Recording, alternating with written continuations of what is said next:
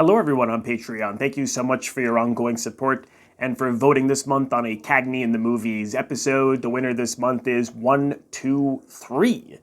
Directed by Billy Wilder. This was released in 1961. It was directed, of course, by Billy Wilder, as I said. He co-wrote the script with I.A.L. Diamond and Ferenc Molnar. I hope I have that right.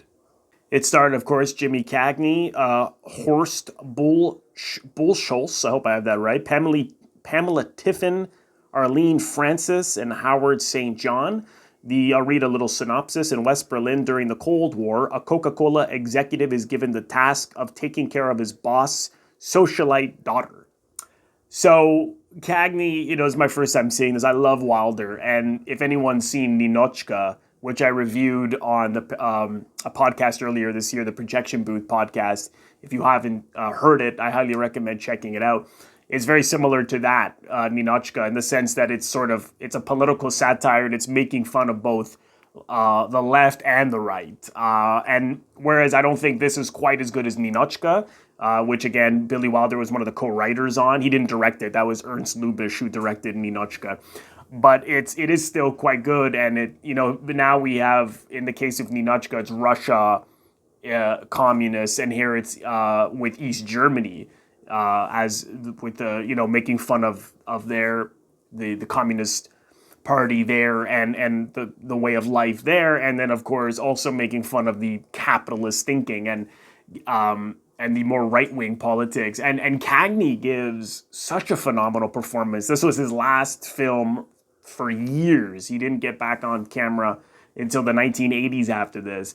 And for one thing, I've never seen him so funny in my life. I mean, he had done other comedies, but I think to me, I haven't seen all the comedies he's done, but I think to me, this was his best comedic performance. And just the timing, the energy, the emotion, the feeling, the passion, the sense of urgency with everything he has to do.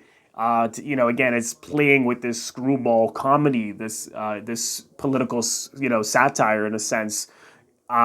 It's wonderful. I mean, he's so engaging, and actually the other actors, a lot of them played off him so beautifully, and I hadn't seen, or at least it doesn't come to mind, like Horst Buchholz, Pamela Tiffin, Arlene Francis, were wonderful with him. So I absolutely loved him in this. And of course, my favorite moment is probably the very last shot, just when he thinks everything is great and he's going to go back to Atlanta and he got a better job there because he's totally motivated by work, right? And money, very capitalist in his thinking. Nothing's ever enough for him. And then just when he thinks everything's great, he goes for a Coke because he works for Coca-Cola, and a Pepsi bottle comes out, and then it's like, oh, competition, his next problem, right? And just a look on his face after all that he just solved in this story. I won't spoil the ins and outs of it because it's very, very heavy on plot. And then just that now there's going to be another problem because his character is again, it's never enough for him. And so he's making these things his problem when